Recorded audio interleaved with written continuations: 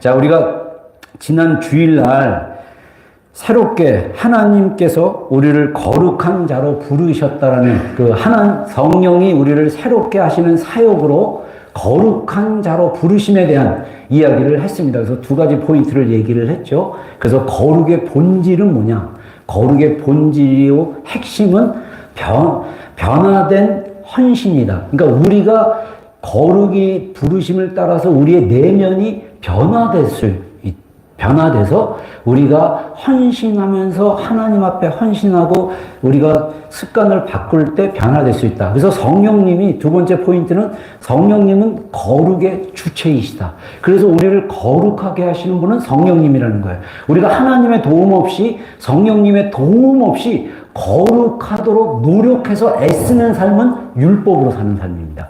우리는 항상 말씀이신 그리스도, 우리 안에 하나님의 영이신 성령님이 오셔서 우리를 이끌어가고 계시는 거예요. 그래서 우리를 이끌어가시는 그 성령님을 따라 우리가 살고 행하는데 그분이 우리의 삶의 매일의 일상생활에서 우리를 은혜 안으로 우리를 이끌어가고 계신다. 그래서 그 성령님이 우리를 변화시키는 은혜의 도구가 무엇이냐? 두 가지 얘기했죠. 첫 번째는 객관적인 은혜의 도구. 그것은 뭐냐면 공적인 예배, 기도, 말씀 읽고 묵상하고 암송하는 거 이런 것들, 성찬식, 또 성도 간의 깊은 교제 이런 것들도 다 객관적으로 우리가 거기에 참여함으로써 우리가 성령님이 계속 우리의 마음을 움직이시고 역사하시고 연결되도록 하는 거예요. 그래서 우리가 복음 선포 이렇게 외칠 때도 소리내서 외치고, 그리고 우리 마지막 곡에 나는 찬양하리라 했을 때 제가 그런 생각이 딱 들어왔어요.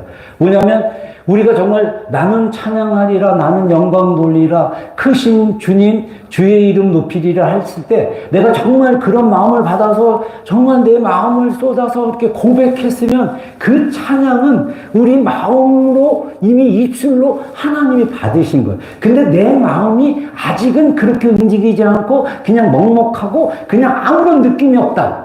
그러면 가만히 있을 거냐는 거예요. 참여하는 거예요. 참여. 예배는 참여해야 됩니다. 앉아서 서비스를 받는 것이 아니라 우리가 예배는 하나님께 드리는 거예요. 그래서 어떻게 참여하냐? 그 가사를 내 마음에는 내가 찬양하고 영광 돌리고 아직 아이들 암송했을 때 그 단어의 개념을 모르지만 그냥 하는 거예요. 그때 하는데 그냥 힘을 다해서 목소리 높여서 음조에 맞춰서 나는 찬양하리라 찬양하다 보면 하나님의 은혜가 내 안에 풀어지게 되고 알게 되고 경험하게 되는 것입니다. 여러분, 우리가 하나님의 말씀에 대한 하나님을 아는 지식, 성경에 대한 지식, 성경을 알아가는 게 왜 중요하냐면 성경에서 말씀하고 있는 그 단어와 의미들을 우리가 묵상하고 깨달았을 때 우리의 생각의 지식의 영역이 더 넓어지고 알게 되는 거예요. 그리고 이것이 내 삶의 습관처럼 내 안에 배어지고 이렇게 들어가면 이것이 이 말씀이 나를 거룩한 존재로 이끌어가는 것입니다. 그 결과로 맺어지는 게 뭐냐? 바로 성령의 열매라는 것입니다. 그래서 우리가 객관적인 거, 주관적인 거 뭡니까? 아까 설교, 그 헌금 영상에 저는 항상 설교 오늘 준비 마무리 딱 이렇게 좀 오기 전에 보고 마지막 헌금 영상을 해서 이렇게 보내는데 6일 전에 올라온 영상입니다. 그 목사님, 어느 목사님인지 모르지만 이 목사님 그 설교 영상 딱 잘라서 이렇게 하는데 제가 여러분들에게 이렇게 하면 지향하는 거랑 비슷한 내용들이 많아서 이렇게 같이 했습니다. 여러분, 아침에 하루를 죽고 하루를 사는 것이다. 그래서 사도 바울이 뭐라고 했습니까? 나는 날마다 죽노라 그랬어요. 맞아요. 우리는 날마다 그리스도의 우리의 육체의 소욕과 우리의 연약함을 십자가에 못 박고 죽어야 됩니다. 그리고 우리가 다음에 깨어날 때 다시 부활하듯이 살아있는 것입니다. 그런 삶의 일상이 되려면 몸에 습관을 들이는 거죠. 그래서 주관적인 은혜의 도구가 뭐냐? 생각하기, 자문하기, 성찰하기, 기도에 깊이 들어가기, 그리고 내 마음에 있는 심중에 있는 깊은 것을 친밀한 누구와 또 공동체 안에서 심중에 있는 것을 말하고 나누기, 이런 것들로 우리가 하나님의 은혜 안에 깊이 들어갈 수 있다. 성령님께서는 그런 도구들을 통해서 우리를 이끌어간다. 그리고 또 하나 중요한 것은 내 힘으로 하는 것이 아니라 하나님을 의지하면서 나는 나를 변화시킬 수 있는 능력이 없음을 인정하면서 하나님 앞에서 겸손하게 도와달라고 하고 의지하며 나가는 것. 그래서 이것이 삶의 습관으로 우리가 되어진다면 이것이 우리 삶을 변화시킨다. 이 아이들이 어렸을 때부터 하나님의 말씀이 완전히 이해되지 못하지만 그 말씀을 계속 읊조리고 고백하고 선포하고 나간다면 그 말씀이 우리 안에서 역사하시는 것입니다. 그래서 세계 인류 역사상 하나님께 선택받은 유일한 민족이었던 이스라엘 민족의 유대인들이 그렇게 자녀 교육 중에 중요한 게 하나님의 말씀을 암송시키고 말씀으로 기도시키고 또 하나는 뭐냐면 하무르타라 그래가지고 토론하는 거예요. 토론. 이 회당에 가면요 유대인들이 어마어마한 토론을 합니다.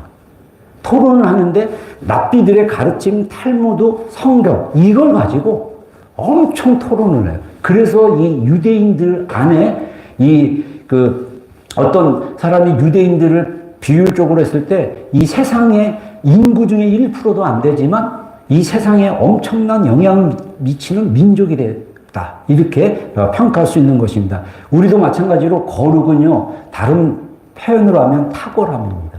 거룩한 삶의 본질로 살아가면요, 내가 나로 살아가기 때문에 하나님이 나에게 주신 은사, 하나님이 나에게 주신 성령의 나에게 삶을 기질이 바뀌어서 변화되게 하는 성령의 열매로 인해서 우리 삶이, 우리 개인의 삶이 사람들이 보기에 탁월한 삶의 모습으로 볼 수 있을 정도로 우리의 삶은 이렇게 변화된 삶으로 보여지게 되는 것입니다. 오늘은 성령님이 우리를 거룩의 본질은 성령님이 주체가 돼서 우리를 바꾸시는데 바꾸시는 과정 가운데 맺어지는 열매로 9가지에 대해서 우리가 함께 좀 보겠습니다. 이 9가지 열매 첫 번째가 사랑입니다. 이 단어 하나를 가지고 좀 설명해 드리고 싶어요. 자, 사랑인데 무슨 사랑이냐? 무조건적이고 자기 희생적인 사랑이라는 거예요. 그래서 나 자신보다는 상대방의 유익을 위한 사랑이다. 그래서 신약 성경에 구약 성경에 사랑이라는 우리말로 또는 영어 성경으로 love라는 단어로 쓰여진 그 헬라어 히브리어 단어가 한 5개 정도 나와요. 히브리어 2개인가 3개 나오고 헬라어는 4-5개 나옵니다. 근데 거기서 아가페, 하나님의 사랑이라는 단어를 우리말에는 그냥 사랑 또는 영어로는 love로 얘기하지만 그 사랑하고 아가페 사랑하고 성경 단어로 나오는 사랑하고는 완전히 다른 의미가 있어요. 물론 그것이 하나님의 사랑의 영역 안에 들어가는 거지만 중요한 것은 아가페 사랑은 완전히 다르다는 것입니다. 아가페 사랑은 아가페라는 그 사랑은 아가페는 바로 뭐냐면 하나님이 우리를 사랑하시는 신적인 사랑이에요. 그래서 하나님이 자신을 희생하시면서 하나님의 아들이신 예수 그리스도가 인간의 몸으로 오시고 인간의 몸으로 오셔서 33년을 살았다는 것 자체가 엄청난 하나님의 희생입니다. 예수님의 희생이죠. 그래서 그분이 자신을 희생해서 인류를 구원하는 사랑. 그래서 아가페의 사랑은 하나님의 사랑이다. 십자가의 사랑이다. 희생이 그 남을 위해서 자기 목숨을 다 내린 사랑이다. 그러면 일반적인 사랑은 뭐냐? 에로스의 사랑이 있어요. 에로스의 사랑은 뭡니까? 연인과의 사랑이에요. 연인이 느끼는 사랑은 에로스라고 얘기합니다.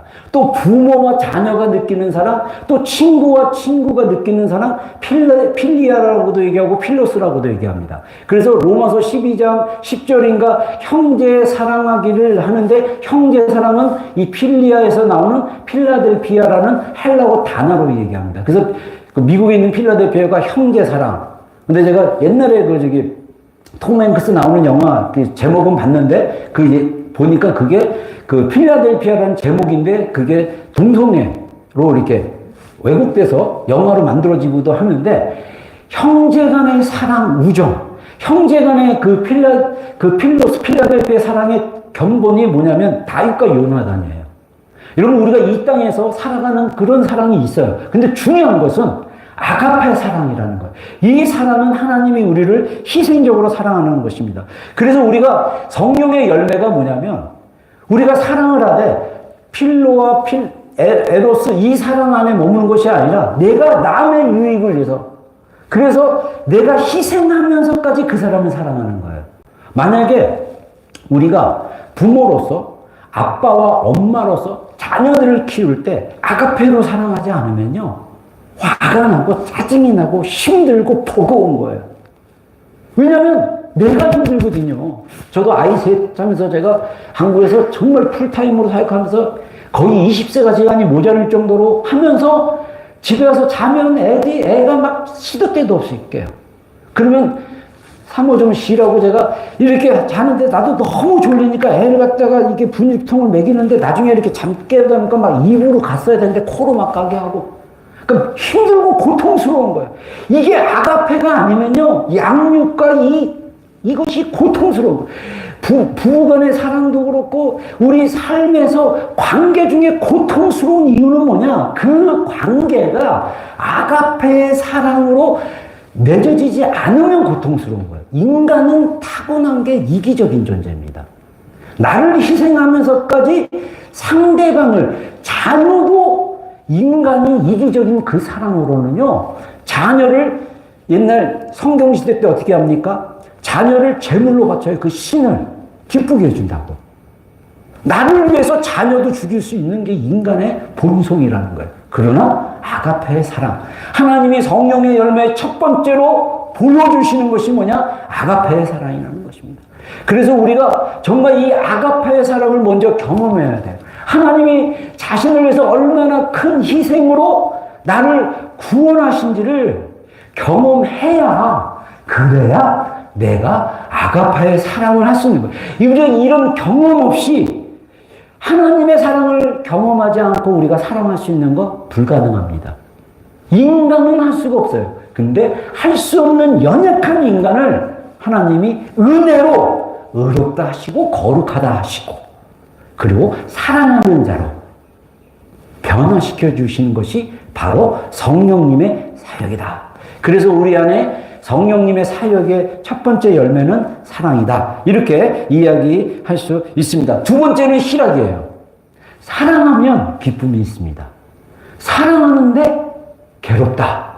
그러면 이 괴로움의 과정을 통과해서 기쁨의 과정까지 가야 진짜 사랑을 경험할 수 있다는 것입니다. 이 사랑은 하나님의 은혜 안에서 나오는 사랑입니다. 제가 옆에 이 영어 단어를 아가페는 그냥 영어로 썼지만 이 원래 헬라어 단어로 다 이렇게 제가 했는데 원래 헬라어도 아가페오예요. 아가페오. 그래서 많은 영어 구절들이 라틴어나 헬라어에서 나온 영어, 우리가 쓰는 영어 중에 20%인가 30%인가가 헬라어하고 라틴어에서 나왔습니다. 아가페오인데 우리가 아가페 사랑이라고 영어로 얘기하고 우리가 카라, K-H는 우리가 카로 발음할 수 있어요. 한국식 발음으로. 카라라는 사랑은 기쁨인데 우리가 카리스는 은혜예요. 은사고 선물이에요. 그래서 이게 언어적으로는 같습니다. 그러니까 우리가 오는 기쁨은 뭐냐면 거저줌으로써 받는 기쁨이 있는 거예요. 내가 아무것도 안 했는데 하나님이 우리 마치 월급 주듯이 노동의 대가로 우리를 구원을 준 것이 아니라 그냥 우리가 아직 연약했을 때, 우리가 아직 죄인 되었을 때, 우리가 하나님과 원수 되었을 때 그리스도께서 죽으심으로 우리가 구원을 받은 거예요. 그래서 이 구원의 기쁨 선물을 받았을 때 우리 안에 뭐가 있습니까? 기쁨이 있는 거예요.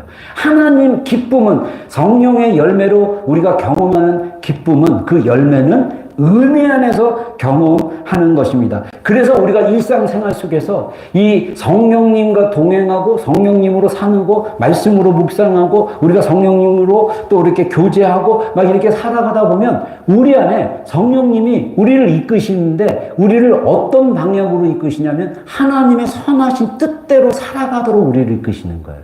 그래서 이것이 하나님의 뜻을 라고 알고 깨닫고 이해하고 이게 하나님의 뜻이 이거구나. 그러면 내가 하나님의 뜻대로 순종하다 보면 자원하는 마음으로 순종하다 보면 거기서 기쁨을 경험할 수 있다는 것입니다. 그래서 하나님의 뜻대로 우리가 남을 대하고 사랑하고 하나님의 뜻을 알고 행하면 이 기쁨은 자동적으로 나온다는 것입니다. 그래서 성령님의 도우심을 입어 우리가 태도를 하나님 중심으로 만들어서 방향을 잡고 순종하는 마음으로, 자원하는 마음으로 계속 그 상태로 유지해서 살아가면 삶 속에 이 희락, 기쁨이 이 카라가 계속 우리 안에 은혜 가운데 나온다는 것입니다. 우리 안에 왜 기쁨이 별로 없고 즐거움이 별로 없냐? 다 애쓰고 내 중심으로 살아가서 하는 경우가 꽤 많다라는 거예요. 진짜 기쁨은, 성령의 열매로 맺어지는 기쁨은 하나님의 뜻에 순종하고 하나님의 마음을 받아 남을 대하고 이렇게 순종하고 자원하는 마음으로 이렇게 할 때 나오는 기쁨이다. 이렇게 얘기할 수 있고요. 세 번째, 화평. 화평은 놀랍게도 이 에이레네라는 이 헬라어 단어가 하나 된다라는 그런 의미가 있습니다. 하나 됨. 그래서 뭐가 하나 되냐면 우리가 하나님과 하나 돼야 돼요. 그러니까 하나님과 화평을 누리자. 로마서 5장 5장 1절에 하나님과 화평을 누리자 그래요. 그래서 그러므로 우리가 믿음으로 의롭다 하심을 받았으니 우리 주 예수 그리스도로 말미암아 하나님과 화평을 누리자라고 이야기합니다. 그러니까 우리 주 예수 그리스도로 말미암아 하나님과 화평을 누리려면 우리 안에 하나님과 하나됨의 경험이 있으면 이 평화를 누릴 수 있다는 거예요. 두 번째, 우리가 이웃과 화평해야 돼요. 여러분 생각하세요. 부부가 하나 되지 않으면 싸우게 돼 있어요. 부부가 하나 되지 않으면 참 괴롭고 힘듭니다. 하나 되는 거. 그리고 또 하나 중요한 영역이 뭐냐면 나 자신과 하나 돼야 돼요. 여러분 우리가 영성적으로 하나님을 알아가면 우리 자신을 알아가는 게 굉장히 복음에서 가르치고 있는 핵심 중에 하나입니다. 제가 하나님의 사랑의 복음에 대해서 강조를 하면서 성령님께서 주셨던 감동은 뭐냐면 많은 크리스찬들이 자기와 하나 되지 못해요. 이 말은 뭐냐면 자기 용납이 잘 안 되는 거예요. 남을 용서 못하는 이유 중에 하나가 뭐냐면 자기가 하나님으로부터 용서받은 존재고 그래서 그 용서받은 것으로 인해서 내 안에 기쁨이 있고 감사가 있고 변화가 됐을 때 용서가 쉬워지는데 그게 안 되니까 제일 먼저 하나님을 사랑하면서 그 사랑이 더 한 단계 깊어지면 우리는 뭐냐면 우리 자신을 사랑하는 것을 배워가게 됩니다. 그러면 이웃을 사랑하는 것이 자연스러워집니다. 마태복음 22장에 한 율법사가 예수님께 담대하게 시험을 합니다. 테스트를 합니다. 성경 66, 그때는 성경 66권이 아니었지만 성경 중에서 가장 크고 첫째 되는 계명이 무엇입니까? 라고 했을 때 예수님께서 하나님을 사랑하사 이것이 첫째고 두 번째는 이것이니 내 이웃을 너 자신과 같이 사랑하라. 이웃을 사랑하는데 나 자신을 사랑하지 않으면 그 사랑은 헛된 것입니다. 그래서 고린도서 13장에 뭐랍니까?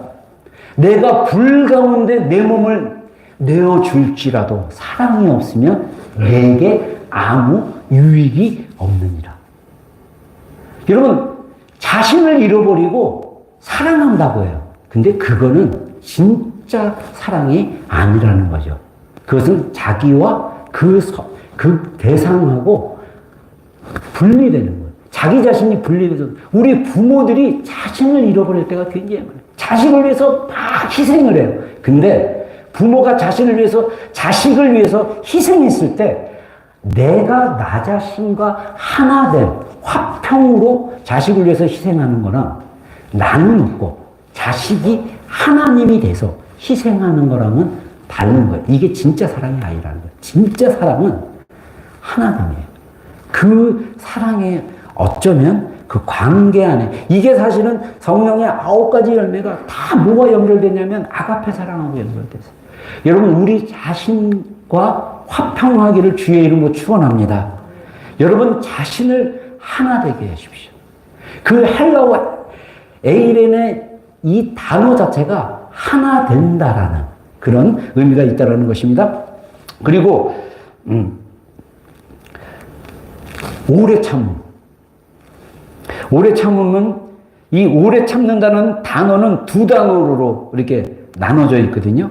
그래서 이게 격렬한 분노, 격렬한 감정 이런 것들을 오랫동안 참는 거예요. 그래서 앞에 이 마크로라는 이 단어는 롱이라는 단어입니다.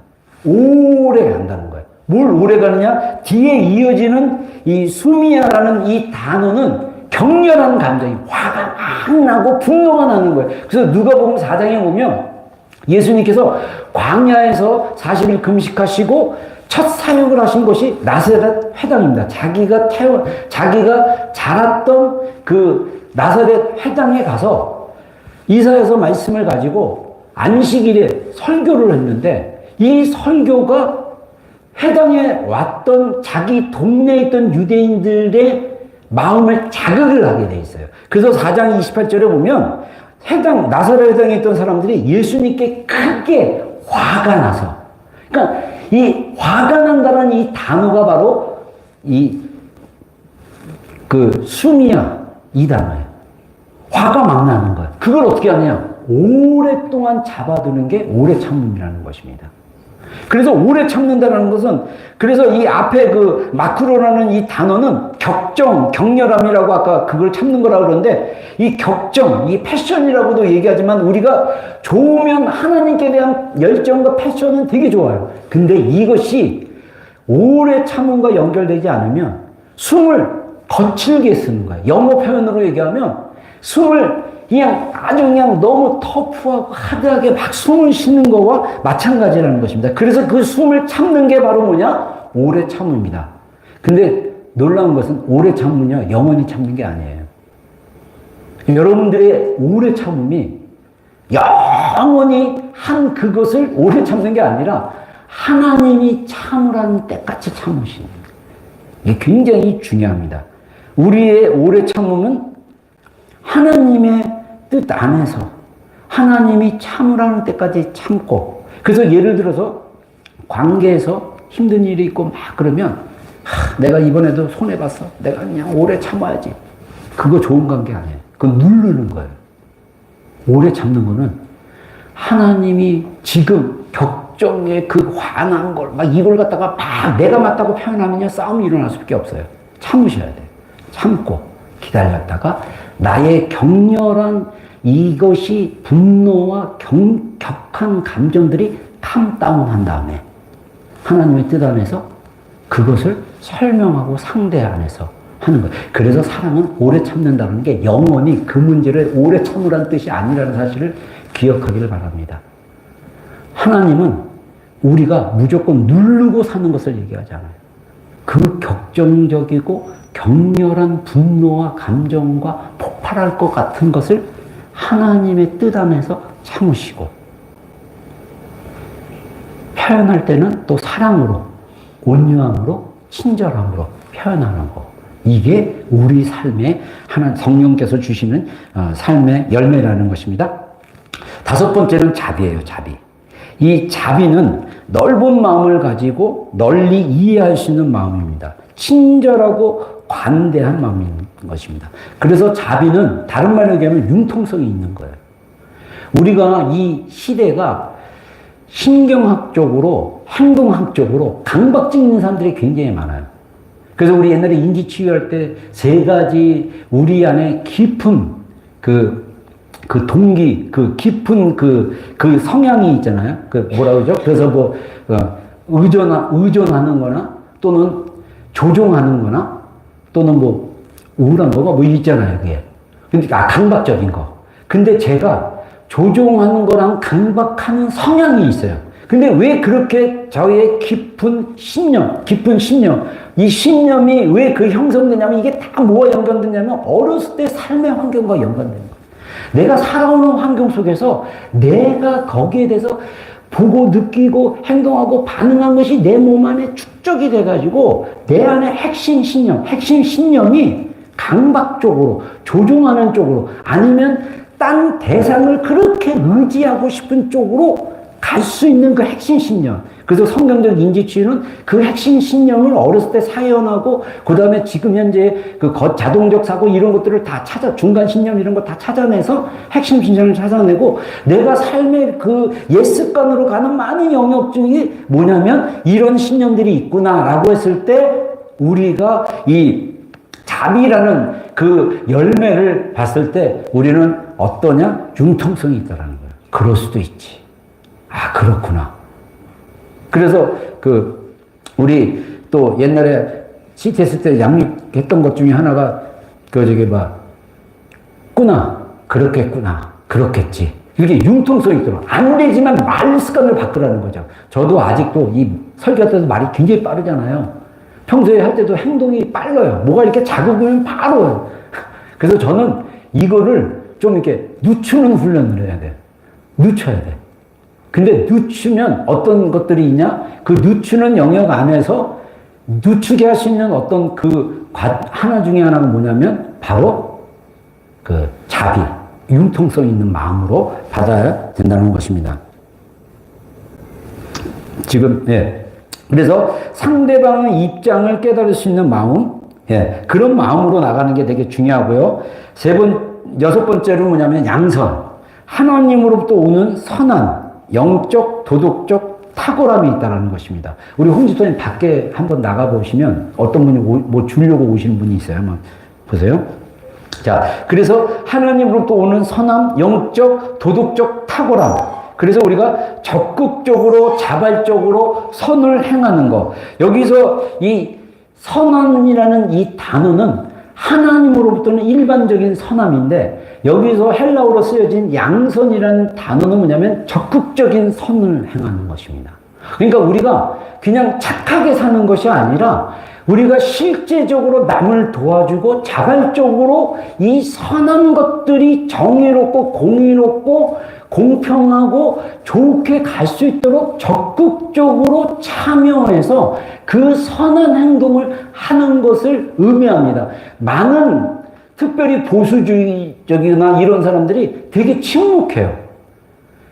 정의를 위해서, 공의를 위해서는 소리내서 행동하는 게 되게 중요합니다. 그래서 크리스찬들이 적극적으로 이 썩어지는 사회 가운데 소금의 역할을 하고 어두운 그런 상황 가운데 빛의 역할을 하는 그런 성품 중에 하나가 뭐냐면 양선이다. 이렇게 얘기할 수 있고요. 일곱 번째, 충성입니다.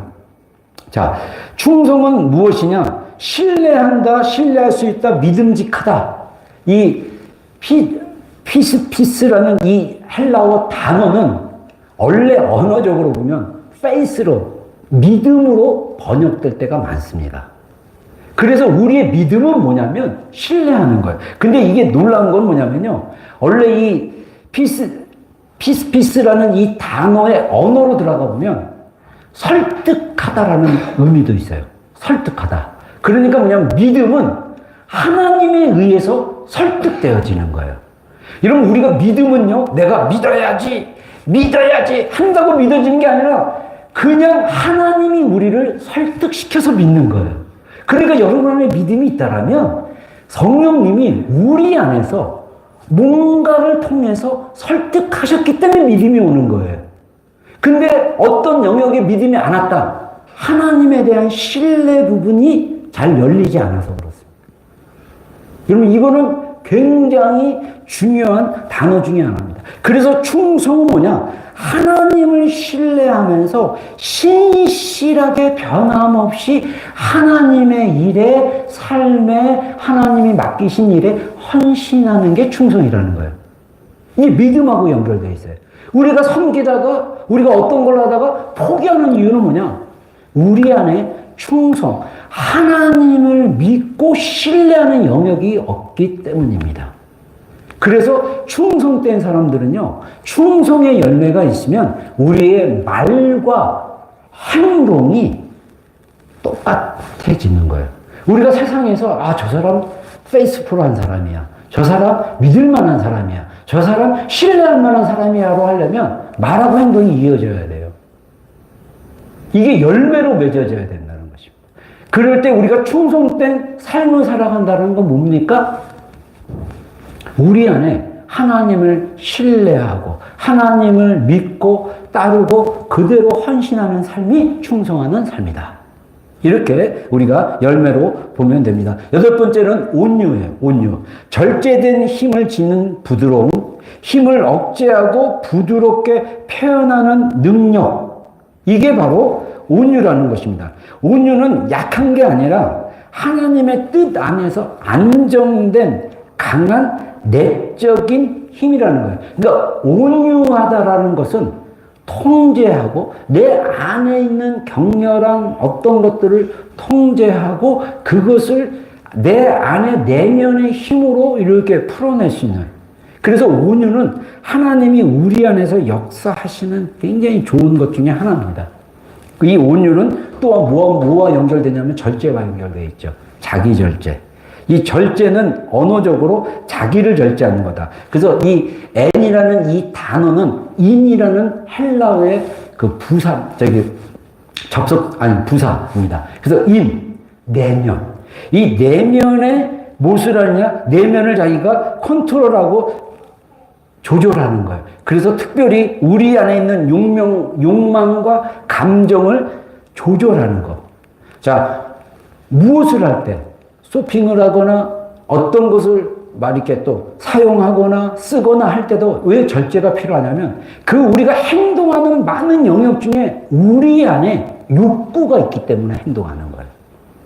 욕구 때문에 이렇게 우리가 쓰고 어떻게 하고 막 그러는 것입니다. 그거를 절제할 수 있는 능력, 그 자기 절제가 바로 성령의 열매라는 것입니다. 마지막. 그래서 이건 단순한 의지력이나 먹지 않고 금하는 금욕이나 이런 게 아니라 하나님의 능력에 의지해서 이루어지는 영적인 절제, 영적인 이 컨트롤, 이런 것으로 받는 것입니다. 그래서 내면을 다스리는 그 은혜의 열매로 우리가 받아들일 수 있다. 이렇게 얘기합니다. 그래서 결론으로 갈라디아서 이 5장 마지막 결론으로 이렇게 얘기합니다. 우리 한번 읽겠습니다. 시작. 그리스도 예수의 사람들은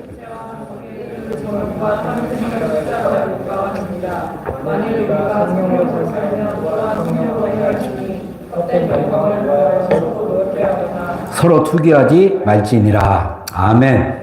자, 여기서 성령으로 살면이라는 이 단어는 산다라는 게 뭐냐면 이 조회라는 생명이라는 단어가 동사로 표현되는 거예요. 이거는 뭐냐면 내면의 변화를 얘기합니다. 그래서 살아있는 상태를 얘기합니다. 그러니까 성령으로 살아있는 상태로 유지하라. 다른 말로 우리가 직역하면 또 다른 표현으로 해석하면 우리가 성령으로 생명을 얻었다면 또는 성령에 의해 살아있는 자라면 어떻게 되느냐? 내면의 상태가 우리가 성령으로 생명을 얻고 우리가 성령 안에서 살아있는 자라면 행하라는 거예요. 여기서 행한다라는 것은 질서 있게 걷는다. 질서 있는 게 뭐냐면 그 룰에 따라 걷고 또는 보조를 맞추면서 걷는다. 그러니까 성령으로 행하라는 것은 내가 하고 싶은 대로 막 가는 게 아니라 성령님과 함께 보조를 맞추면서 인도하는 행동, 구체적인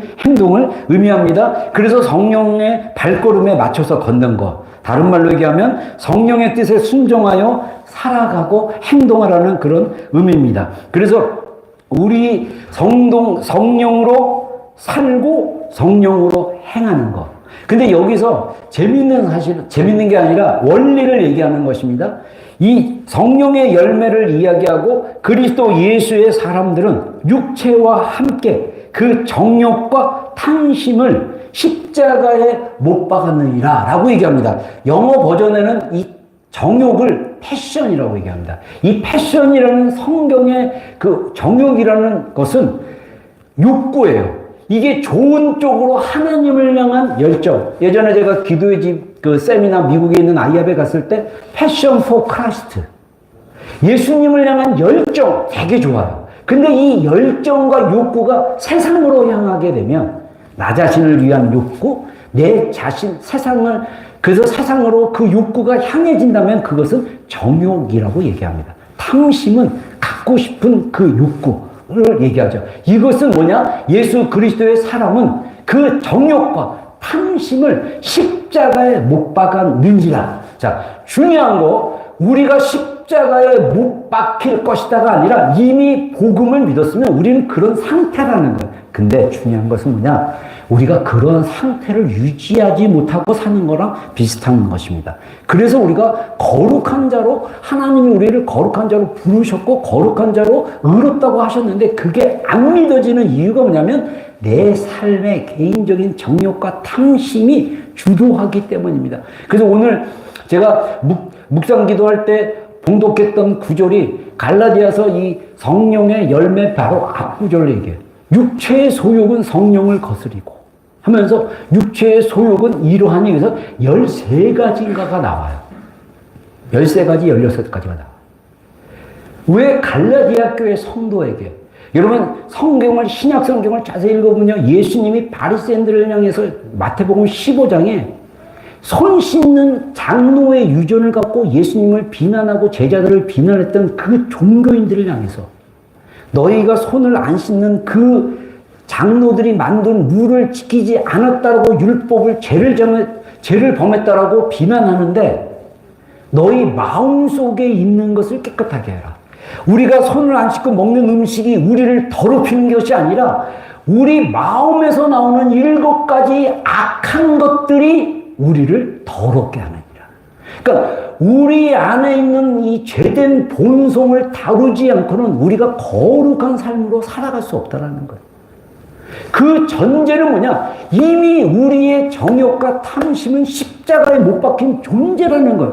근데 여러분들 이게 자꾸 제가 이 부분을 강조해도 이게 이런 성도들이 느꼈을 때 이게 뭔지 모르겠다라는 거예요. 아까 암송한 우리 어린애들 그 누가복음 4장 1절부터 그 11절까지 5장 1절로부터 11절까지 11절 쫙 암송 막 하는데 뜻은 이해 못하지만 암송하잖아요. 하나님의 말씀의 그 컨텍스트, 하나님의 말씀의 언어들이 내 안에서 이해되지 않고 설명 잘 모르겠어도 그 말씀을 묵상하고 내 것으로 만들어가지고 그렇게 믿음으로 내 안에 이 생각에서 습관으로 그래서 거룩한 습관은 뭐라고 얘기할 수 있습니까? 제가 지난 주일날 얘기했던 그 제임스 패커라는 목회자이자 교수인 분의 글을 그대로 인용하면 이렇게 얘기해요. 9가지 성령의 열매는 모두 습관적인 기질이다. 즉 길들여진, 다른 말로 얘기하면 익숙해진 방식으로 생각하고 느끼고 행동해서 나오는 성품이다. 그러니까 우리가 생각하고 느끼고 행동하는 그 성품이 성령님에 의해서 다듬어지고 만들어졌을 때 성령의 열매는 자연스럽게 나오는 거예요. 그러면 성령의 열매가 아닌 육신의 소욕으로 나오는 그 갈라디아서 5장 그 10몇 절부터 쭉 얘기하고 있는 그 소욕은 우리가 이 땅에 살면서 십자가에 그것은 다 이미 못 박혔다라는 걸 인정하는 거예요. 이게 자기 부인이에요. 자기 부인은 뭐냐면 나의 소욕, 나의 욕심 이것은 다 십자가에 못 박은 것을 인정하고 그래서 우리의 삶이 우리의 몸을, 우리의 지체를, 우리 몸의 지체를 죄에 드리지 아니하고 의에 드리는 삶의 방식 이게 거룩한 습관이고 경건에 이르는 연습. 그래서 사실 어떻게 보면 아까 마지막에 나오는 성령의 열매 중에 열매가 절제잖아요. 절제 중에 제일 중요한 절제는 말하는 거예요. 이 말의 위력이 어마어마합니다. 말을 바꾸려면 생각을 바꿔야 되고 이 말을 바꾸려면 말의 습관을 바꾸려면 나의 감정의 흐름이나 감정의 그 습관도 바꿔야 돼요.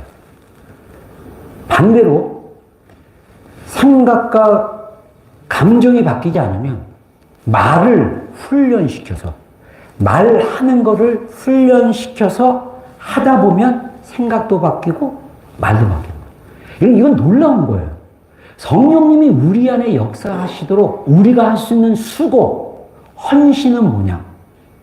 변화를 위한 헌신인데 이 변화는 뭐냐면 매일매일 말씀 읽고 묵상하고 성령님과 교제하는 거 이거를 배워가야 되는 거예요. 모르겠어요. 제가 그래서 제가 이 성령에 관련된 말씀을 쭉 설교하면서 제가 여러 가지 이렇게 해라 저렇게 해라 이렇게 좀 방식을 가르쳤는데 제가 여러 가지를 가르쳤더라고요. 기회가 된다면 한두 가지 더 가르치고 이것이 여러분들 안에 습관이 되기를 바랍니다. 여러분들이 힘들고 육체의 소욕 때문에 괴롭고 내가 이런 존재인 건데 이게 잘 안 되면 그런 하나님의 방식으로 성령님이 계속 우리 가운데 우리의 내면을 변화시킬 수 있도록 우리가 집중하고 헌신하는 시간. 그래서 거룩은 하나님께 드려지는 시간이 반드시 있어야 돼요. 그것이 없이 일상생활 속에서 내가 마음대로 말씀, 성령님 없이 살아가는 그 삶 속에서 거룩을 유지하기가 굉장히 어렵다라는 거예요. 거룩을 유지하기 위해서는 반드시 하나님과 교제하고 말씀으로 기도하고. 그래서 제가 지난 금요일 날 우리 또 금요 오픈 워십 해가지고 우리 오늘의 교회 조진모 목사님께서 설교하고 같이 기도하는 시간 갔는데 제가 기도인도를 제가 이렇게 했는데 기도인도 한 2, 30분 이렇게 하면서 그런 마음이 들더라고요. 아, 이렇게 제가 집에서는 뭐 또 이렇게 막 그냥 옆에 또 우리가 너무 집들이 붙어 있어가지고 막 혼자 막 소리 지르고 막 통성으로 기도할 수 없는데 같이 모여서 찬양이 막 있고 이렇게 통성으로 또 방언으로 막 기도하는데 되게 거기에 힘이 있고 또 어떤 기도로 들어가는 어떤 그런 은혜가 있더라고요. 여러분, 우리가 정말 공동체 안에서 함께 모여서 기도하는 것도 굉장히 우리의 기도를 깊이 들어가게 하는 좋은 훈련과 연습의 시간이에요. 개인 골방 기도가 되려면 공동체 안에서 기도를 배워가면서 기도하는 것도 같이 배워야 되는 거예요. 그래서 우리가 기도는 우리의 어떤 그 부담이고 짐이 아니라 하나님 안에서 즐거이 기도할 수 있어야 된다. 그런 습관들이 우리 안에 만들어지기 시작하고 그런 것들이 더 우리의 옛 습관을 더 이렇게 누르고 이길 수 있는 그것으로 나가게 된다면 우리 안에 성령의 열매는 그냥 자연스럽게 자비하게 온유하게 절제할 수 있는 힘을 또 주시고 이렇게 살아갈 수 있다라는 것입니다. 자, 그래서 여러분 매일 일상 속에서 하나님과 함께하는 시간, 그것이 찬양이든 기도든 영성일기 쓰든 일기를 쓰되 하나님 중심으로 쓰든 그 어떤 것이든 중요한 것은 우리가 매일의 일상생활에서 하나님과 함께하는 시간을 드리는 그 수고, 그 노력이 있어야 된다는 것입니다. 그냥 세상 살다 보면 세상에 휩쓸려 갈 수밖에 없는 그런 강력한 그런 우리가 신앙생활하기를 초대교회 성도들보다 더 힘들 정도의 시대에 우리가 살고 있다. 이거를 좀 기억하시고 우리 정말 거룩한 습관으로 이렇게 나아갔으면 좋겠습니다. 기도하겠습니다.